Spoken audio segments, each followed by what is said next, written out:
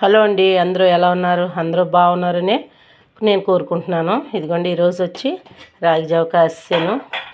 ఈరోజు ఇదిగోండి రాగి జావ బాదం. ఈరోజు టిఫిన్ అయితే లేదు, కానీ ఈ స్నాక్ ఐటెము చేసుకున్నాను. ఇవి కూడా తింటే చాలా మంచిది.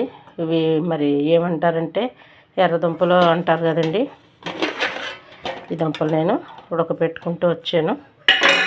ఈరోజు వచ్చి మాకు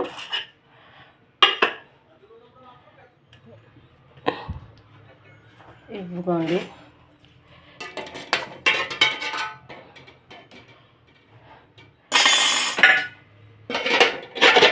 ఈరోజు టిఫిన్ ఇంకేం చేయట్లేదు.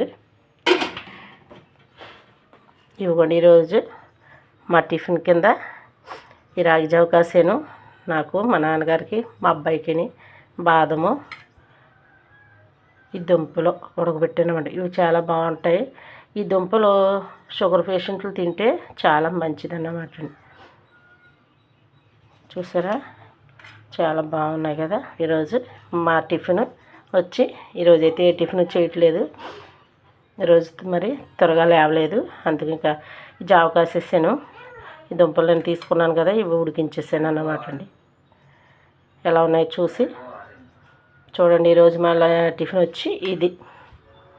అప్పుడప్పుడు కూడా రోజు కూడా డైలీ టిఫిన్ ఏం చేసే అక్కర్లేదండి. ఒక్కొక్కసారి మానేవాళ్ళన్నమాట టిఫిన్ కూడా. నేనైతే అలాగే చేస్తాను. ఒక 2 రోజులు టిఫిన్ చేస్తే ఒక రోజు జావ తాగుతాం. ఒక రోజు జావ తాగకపోతే టిఫిన్ చేస్తాను. అలా ఒక్కొక్క రోజు అలా చేసుకుంటూ వస్తానన్నమాట. ఈరోజు వచ్చి మా టిఫిన్ ఇంక ఇదే రాగి జావ, బాదం పిక్కలు, ఈ దుంపలు. ఎలా ఉందో చూడండి. ఈరోజు లైక్ చేసి, షేర్ చేసి, సబ్స్క్రైబ్ చేయండి.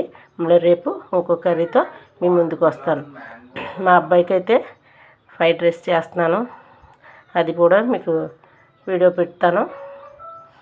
2 కూడా చూసి లైక్ చేయండి, షేర్ చేయండి, సబ్స్క్రైబ్ చేయండి. మళ్ళీ రేపు ఇంకొక రెసిపీతో మీ ముందుకు వస్తాను.